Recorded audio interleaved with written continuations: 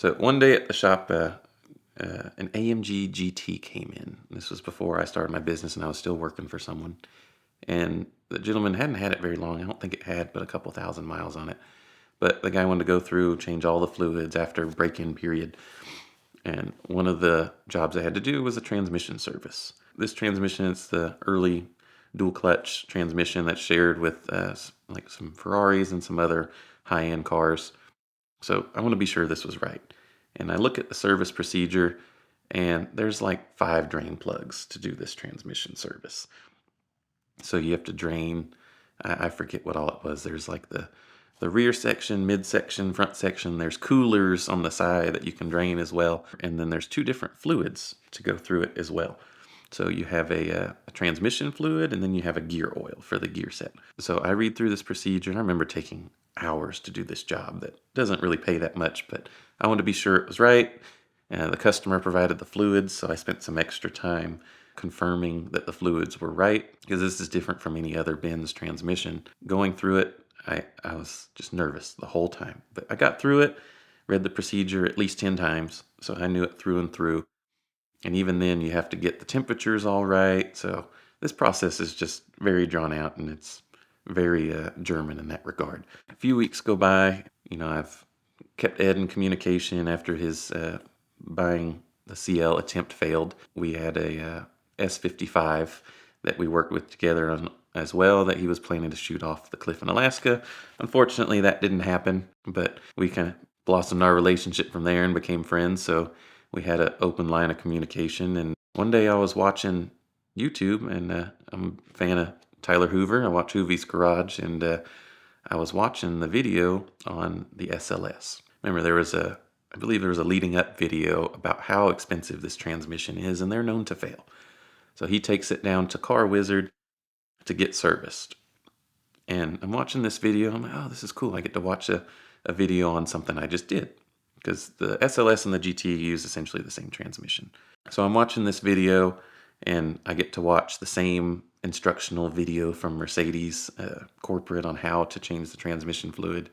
And it's like grainy and ambiguous, like it's a very low quality video. It's like 10 o'clock at night. I'm just laying in bed watching this video, and I'm looking, and they're at the Car Wizard shop, and I see, and I'm like, this doesn't look right. So I look at the fluids, and I'm like, that's not the right fluid. That's not what I used. And my initial thought was, did I do something wrong on this car?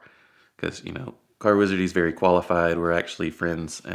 I talk to him pretty often. So I'm like, I'm sure they did this right. So I probably screwed up. But I go looking back, and I pull up the service procedure, and I'm looking through, and I'm like, no, this isn't right. I'm like nervous about it. I didn't want to be one of those guys to bug Ed about something, but I'm like, I don't know a better way to get in touch with Tyler, because I'm sure they get all kinds of emails and stuff. I know Ed does. So I'm like, well, let me just tell Ed, because Ed can tell Tyler. So I text Ed. I think I waited till the morning, but I was like, hey, give me a call, or we need to talk about this. I don't think this service was done right. Of course, Ed was a little on the defensive. He's like, I don't want to approach this unless we know it's for sure true. Are you sure what you're saying is right? And I'm like, yes. And I think I sent him the descriptions of the work procedures. And so he's like, okay, I think you're right. So I'll let Tyler know. He lets Tyler know, and of course Tyler's very distraught. I know everyone's probably seen the video by now of how beside himself he was. And that was part of that calculated decision, is if we're going to cause all this stress, we need to be 100% sure. And there's also the bad light that shine on the shop that did the work. But we all make mistakes, and at the end of the day, it's better that it gets fixed than for something to go down the road and get worse. Ed goes through, talks to Tyler, gets everything figured out. Car Wizard fixed the situation and flushed the transmission with the correct fluids multiple times. So they actually had one correct fluid, but the other one was a hydraulic fluid. It's used for like old convertible tops and stuff like that. And I believe it was they put that fluid in the transmission, and they put the transmission fluid in the differential side. So they didn't actually have a gear oil. So it was just all mixed up, but after a few flushes, and I don't think it went more than 20 or 30 miles, and to this day, everything seems nice and happy, and I have some faith in knowing that I did the procedure right. Even though Mercedes-Benz has their very low quality video on how to do this procedure, It's not very well known or very commonly done. I don't even believe it's in the service sheets with a specified interval to do it. So there's just not a lot of information out there on how this is done. But because it's such a common failure rate, a lot of people like to do it. And when they have these high performance cars, they want them to perform as intended and not have $30,000 transmission repair bills. So this job is done as a preventative maintenance, and it's just unfortunate that there's not a lot of information out there about it. In my opinion, if the car kept going, since it was such a thin viscosity fluid in the differential, I think you would have had a lot of metal-metal contact there and accelerated wear. And thankfully, the transmission, it is a hydraulic fluid, which transmission fluid is. The difference may be in some of the seal conditioners and friction modifiers and so forth. So you may have gotten some slippage or a seal that swelled up or got shrunk more than it's supposed to and lost fluid pressure. So fortunately, we'll never know what the long-term effects are. From there, I kind of take that moment as maybe the time where Ed kind of concreted the idea on my technical abilities of cars. So from there, I started working on more and more of his cars and a lot of the Car Trek cars. I know I went through Tina, the 996 Porsche, that actually was very sketchy to drive, as the brakes would stick on, and you'd have to put your foot behind it in order to release the brakes. So I did that one. I know we did a few things with the S55s. There's actually been two of them. Did some with the 2904 car. We actually drove that car up to New York recently, and quite flawlessly, I must say. It is a little sketchy, with 70 gallons of fuel in the back. Remember at one point we actually came to a stop. The fuel tank flexed, and it was this big thundering boom. And Ed wasn't in the car, he was driving the CL. But me and the guys we were with, we kind of look at each other, we're like, that doesn't sound good. Thankfully, it was just the evap system, which Ed had told me to leave disconnected, that was putting pressure on the tank and making it expand and contract. The car I did the most work to, and I know maybe Ed too wished I had gotten it before he filmed Car Trek, because I actually got it afterwards, because it ran absolutely terribly. But to have the pinnacle TVR, so to speak, the one that's in all the magazines and so forth, to get to play with a car that there's maybe a couple handful in the US. We get the car, I picked it up from his house with my business partner, and I think it stalled in the driveway a couple times. And not only were you on the wrong side of the car, but it didn't run right. So it's just nerve-wracking to try and balance, hey, I'm driving on the wrong side of the car, and this thing doesn't run very well. I get it back to the shop. He wasn't in a big rush for it, so we kind of would mess with it here and there. And, there's hardly any information out there about these, especially in the US, because they didn't come here.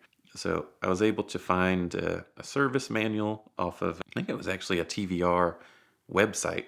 They still had the service manual available for it. So I actually melted my printer by printing off this like couple 100-page service manual. Started going through that. We made a couple adjustments, and it just still wouldn't quite run right. I remember one day had the ignition on, and you couldn't leave it on for long because the fuel pump would stay running. So Ed showed us how to unplug it so that you could prevent this. But we left everything plugged in one day and we're just sitting there listening to it. And you could sit there and hear all the injectors were firing, and you could hear the spark plugs being fired, and you're like, the car's not even running. How is this happening? Well, let's just find the computer and go from there, because it is electronically controlled. So we start tracing the engine harness because we have no idea where it is. It goes into the passenger, or what in the US would be a driver's side footwell. I stick my head under there and start pulling the computer out, and I turn it upside down, and water just starts pouring out of it. It turns out it was actually coolant from the rusted through coolant pipes. So there's a coolant pipe that runs right on top of where this computer sits, and it was just leaking onto it constantly. So we pull this computer out. It's covered in corrosion. It's full of water. Pull it all out, dry it out, and some of the pins were so corroded it almost wouldn't make contact anymore. We put it all back together, and then it actually ran properly on all 8 cylinders. From there, it wouldn't idle right still. We tried messing with a few things, but there's only so much you can do without being able to talk to the computer. And this was like this old, it's built in the 90s. I'm sure they had technology that was even older. And the computer, you actually had to pull the cover off the computer with 4 screws that were of course stripped out, and get a serial connector and plug it into an old laptop similar to what an F1 is like. Have to run the specific age laptop. It has to be Windows XP with this, that, and the other, and it has to have a serial port. So this computer had to be from like pre-2004. So I go hunting on, I think it was eBay or Facebook Market, and find this old laptop. I get it, and I found the program. I download the program, start trying to connect to the car, and it won't connect. Well, come to find out, I had a serial converter because there isn't serial cords out there like you would think anymore. It's just not used very commonly. So I actually had to go to a Micro Center and find a serial cable. And once I had a straight serial cable on both sides, we were able to talk to the computer. And what we found out is just the throttle bodies were misadjusted. This has individual throttle bodies. They're run on a rail, and they both have to be synced from bank 1 to bank 2. And since those weren't synced, the engine computer got confused and was trying to add too much fuel to one side of the engine than the other, so it would never idle right. We got those adjusted. They have to be within a specific window of throttle percentage. So you set the stop on the throttle bodies, and then you have to adjust the electronic potentiometer, the throttle position sensor, to match what you set the throttle bodies to. So it was super finicky. Over like 3-4 days, we were able to get it to have a steady idle. I actually drove it to Caffeine and Octane one day and met Ed out there, and we showed it off. It was funny. I asked Ed ahead of time. I was like, would this qualify for the exotic lot? He's like, oh yeah, that should be no problem. Like, just drive up there. So I do, and the guy that just looks at me, he's like, no, you got to go park over there. And I'm like, I had to explain it to him. I'm like, really, you don't understand what this is, So finally, like, he didn't understand it, but he was just like, I'm not going to argue with you. You can go on. It was a total hit at the show. And then actually on the way back to my shop, I was like, well, since this thing's running right, let's see what this thing really does. So I lay it wide open on the freeway, and I think I got it to 140 or 145 miles an hour on the GPS. It was just as sketchy as Ed says. I mean, the thing just darts all over the road. It is absolutely terrifying, and I don't suggest going that fast in it, but at least I can say I did it. Car fires make for great videos, but very bad days for car owners, and I protect my cars from fire by having an element extinguisher in every one of them for every mile. I actually got my first one from Freddie a few years ago as we were shooting Car Trek 1, where a fire was a very real risk, but it's always important to be protected. Element fire extinguishers weigh less than 1/10 of what a traditional fire extinguisher weighs, and they discharge 5 times longer. They also make no mess, and they never expire. So it's worth picking up a few to have around the garage, your house, and of course, in your car. They've got a special bundle offer right now during the month of May for our VINwiki viewers, but it's always a good time to buy a couple of these to keep you, your car, and your home safe. So check them out now at the link in the description below.